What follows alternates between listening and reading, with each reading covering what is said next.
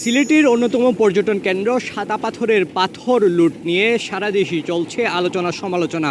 গতকাল মধ্যরাতে যৌথ বাহিনীর অভিযানে বেশ কিছু পাথর আটক করা হয়েছে, উদ্ধার করা হয়েছে। তবে যেসব ট্রাক রয়েছে সেই সব ট্রাকগুলো তল্লাশির মুখে পড়েছে এবং প্রায় ৭০টির অধিক ট্রাক কিন্তু এখানে আটক করা হয়েছে। যেসব ট্রাক প্রয়োজনীয় কাগজপত্র তারা দেখাতে পারেনি সেসব ট্রাকগুলো এখানে আটক করা হয়েছে এবং সেসব ট্রাকগুলো তারা পিছনে ফিরিয়ে নিয়ে যাবেন বলে আমাদেরকে জানিয়েছেন সিলেট মহানগরের অ্যাসিলেন্ট। সাদা পাথরের যে লুটপাট চলতেছে সেটার বিরুদ্ধে আমরা আসলে অভিযান করতেছি। আমরা কোনো অবৈধ পাথর বা বালু আমরা সিলেট দিয়ে যেতে দিব না, এটি আমাদের অভিযানের মূল লক্ষ্য। আমরা সেই হিসেবে তল্লাশি করতেছি।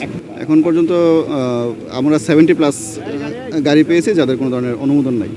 এদেরকে এখন আমরা যে কোম্পানিগঞ্জে আবার নিয়ে যাব এবং আমরা যথাস্থানে এগুলো ডাম্পিংয়ের ব্যবস্থা করব।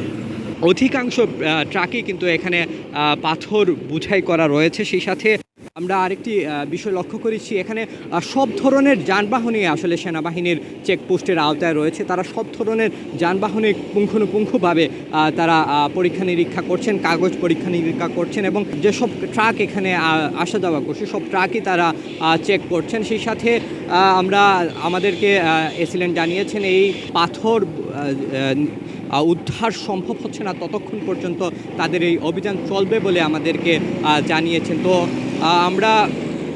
আমরা এতক্ষণ আপনাদেরকে দেখানোর চেষ্টা করছি সেনাবাহিনীর চেকপোস্ট এখানে চলছে। প্রায় শতাধিক ট্রাক কিন্তু এখানে সারিবদ্ধ আছে এবং এসিলেন আমাদেরকে যেমনটা জানিয়েছেন তাদের প্রয়োজনীয় কাগজপত্র তারা দেখাতে পারেনি, সেসব ট্রাক এখানে আটক রয়েছে। তো এই ছিল আমার কাছে সিলেটের সাদা পাথরের যে সেনাবাহিনীর চেকপোস্ট থেকে সর্বশেষ।